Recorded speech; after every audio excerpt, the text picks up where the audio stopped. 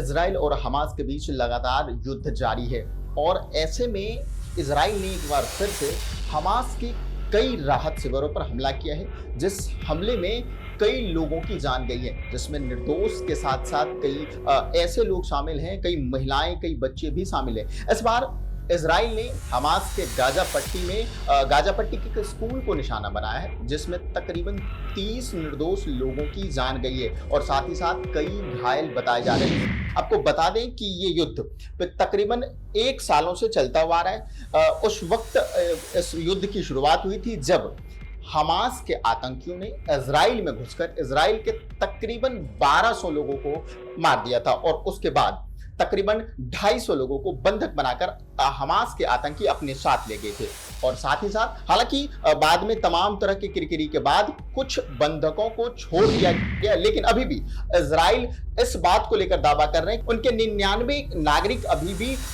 Hamas के आतंकी के कब्जे में है और इसलिए बार बार नेतन्याहू सरकार की ओर से, उनके आर्मी की ओर से हमास पर हमला किया जा रहा है, जिस हमले में कई निर्दोष लोग मारे जा रहे हैं। अब गाजा पट्टी और राफा जैसे जगहों को निशाना बनाया जा रहा है। इससे पहले कई बार इजरायली सेना द्वारा गाजा पट्टी और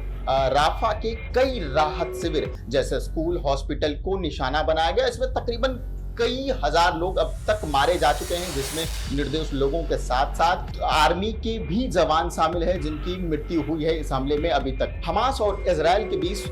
जारी इस युद्ध में पूरा विश्व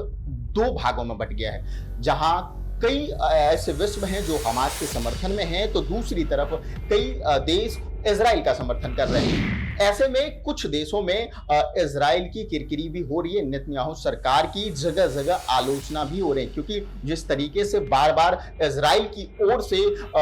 पूरी तरीके से एक अलग तरह का दावा करके हमास पर हमला किया जा रहा है और उनके निर्दोष नागरिकों को जिस तरीके से निशाना बनाया जा रहा है, कहीं ना कहीं इसको लेकर पूरी तरीके से इजरायली सेना और इजराइल सरकार के पूरे देश में, पूरे विश्व में भी किरकिरी हो रही है। अभी के लिए बस इतना ही। बाकी तमाम खबरों के लिए बने रहे हमारे साथ और देखते रहें खबर फास्ट डिजिटल।